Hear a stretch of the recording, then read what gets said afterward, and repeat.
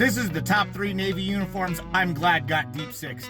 Starting with honorable mentions is this one, the PT uniform. Now, though it's not officially gone the way of the dodo, it has had a replacement come out in recent years that can act as an optional uniform. Because this thing was hot garbage. This thing was the result of years of research in how to turn a sailor into a PT belt. Those nice silvery logos on it love to disintegrate after about the 3rd or 4th washing. Another honorable mention is the Navy working whites. Because though it was phased out in 2010, I have read that there are some medical commands that will still authorize this thing. But if you'll notice something about it, it is completely stark white. And the areas you will be working are not. In fact, if you just stared at these things just a little too hard, you'd stain them. Enjoy buying 1 or 2 every summer. Number 3 on the list is this wonderful piece of headgear right here. The flat hat, affectionately known as the Donald Duck.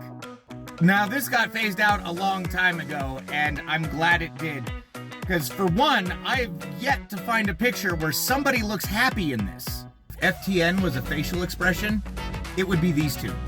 Not only is this thing not that visually appealing, I wouldn't want to walk around all day hearing nothing but quack and Donald Duck jokes all day from the other branches. The jokes would just never end. The number 2 spot are the utilities, often referred to as dungarees, but they are not dungarees. You see, the actual dungarees were made of a different material.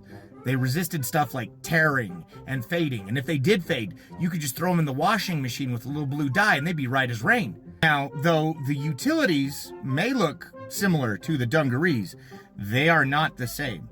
These were built out of just crappy material that they could throw together. They were uncomfortable, hot, and lasted all of about 6 months before you had to buy a new pair, at least in the pants, because you would constantly either be fading them or just ripping holes in the knees. Not to mention, if you replace the name tape up there with a number, then you would just look like a prisoner aboard USS Fuck My Life. And the number 1 uniform that never should have made it past the initial sketches in the design process is the Navy Working Uniform Type 1, the NWUs. Also known as the blueberries, because just look at them. That's a bunch of blueberries right there. Now see if you can find the design flaw the people that came up with this uniform obviously missed. Here, I'll give you a hint. What type of environment do you stereotypically see a sailor working in? Water. You commonly find us near sources of water. Now, what color is rough seas, you ask? I mean, if you went overboard, you were already lucky enough if the aft lookout wasn't asleep. You're fucked. We even came up with a conspiracy about these that if you got hit with salt water, they'd have orange dye that would release because we thought, who would be dumb enough to put sailors in blue and gray camouflage and then put them in the ocean?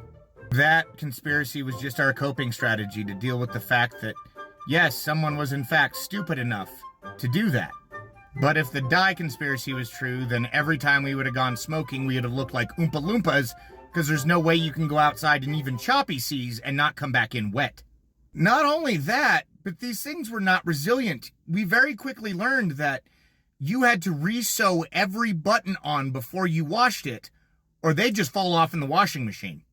Really, the only saving grace of these things was the fact that they contained haze gray and deck gray in the camouflage pattern, which did help to hide all the paint splatter from painting your ship all the time, so there's that. Let's hear which uniforms you're glad went down to the bottom of the locker.